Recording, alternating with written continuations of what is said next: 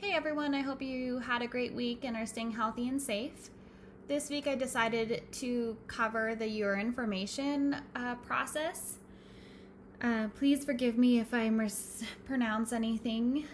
The formation of urine is a 4-step process.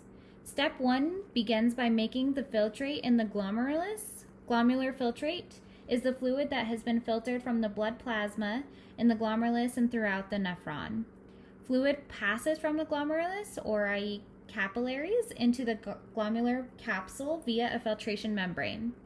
The filtration membrane is made of fenestrated endothelium of the capillary, a shared basement membrane, and filtration slits formed by the podocytes cells in the capsule wall. The fenestrated endothelium is honeycomb-shaped with large filtration pores. It kind of looks like a colander.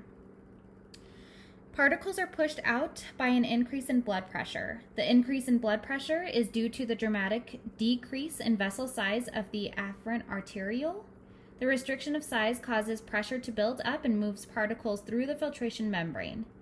This is very similar to putting your thumb over the end of a garden hose to spray the water. At this stage, the things that get filtered out are water, electrolytes, glucose, fatty acids, amino acids, nitrogenous wastes, and vitamins.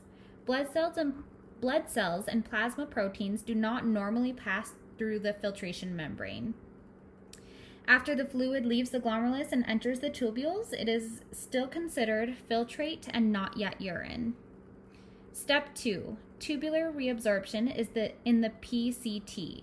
The PCT reabsorbs most of the glomerular filtrate back into the peritubular capillaries. This process uses both passive and active processes. Sodium is a key to the movement of everything else. It sets up concentration gradients. Chlorine tends to follow because it is negative and is attracted to the positively charged sodium. Normally, all glucose is reabsorbed here. Nitrogenous wastes are partially reabsorbed, but a significant portion remain in the filtrate. Most of the water is reabsorbed here as well and follows sodium through osmosis.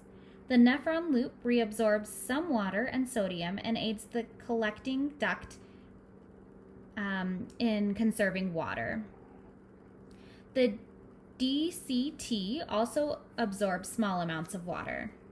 Step 3, tubular secretion extracts chemicals from the blood and secretes them into renal tubules. Anything toxic that didn't make the filtration process the first time, or anything that was too big to pass through the filtration membrane, can be removed through the tubular secretion.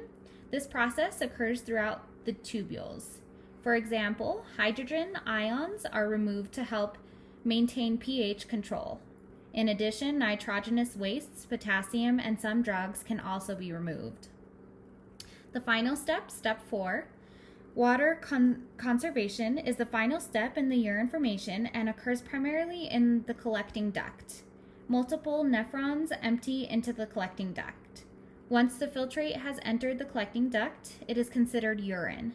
As the collecting duct passes through the renal medulla, water is reabsorbed to further concentrate the urine up to 4 times its original concentration. So here's my diagram right here with the blood flow going to the right and down.